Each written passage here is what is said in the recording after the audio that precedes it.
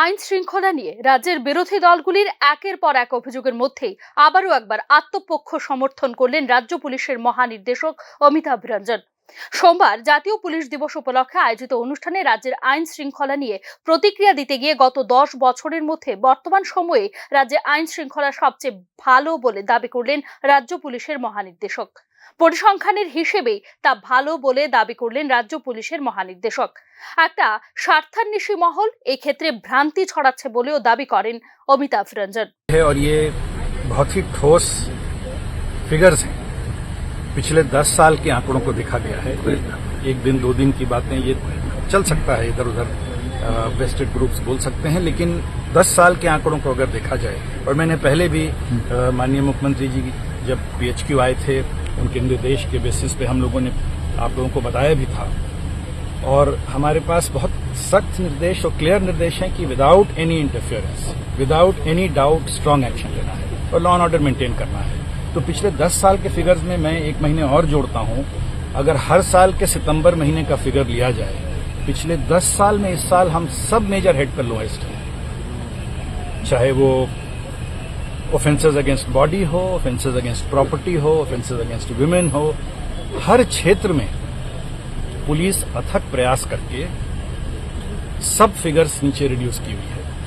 কর্মক্ষেত্রে পুলিশের একটা অংশের দ্বারা কিছু ভুল ভ্রান্তি হচ্ছে, তবে এই ক্ষেত্রে যথাযথ পদক্ষেপও নেওয়া হচ্ছে বলে এদিন জানিয়েছেন তিনি।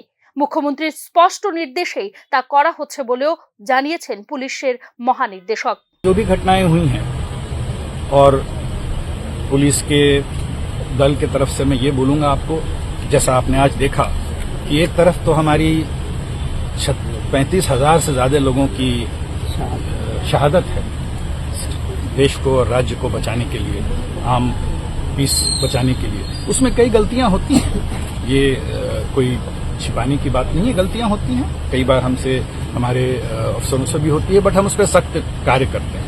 हम इमीडिएटली उस पर एक्शन लेते हैं, ये इंश्योर करते हैं कि इस तरह के लोगों को हम तुरंत हटाएं, उस पर कार्रवाई करें, उन पे यहाँ तक हम अपने लोगों पे केस करके अरेस्ट कर चुके हैं, हम उनको जेल भेज रहे हैं। तो हमारे तरफ से बिल्कुल स्ट्रिक्ट एक्शन है।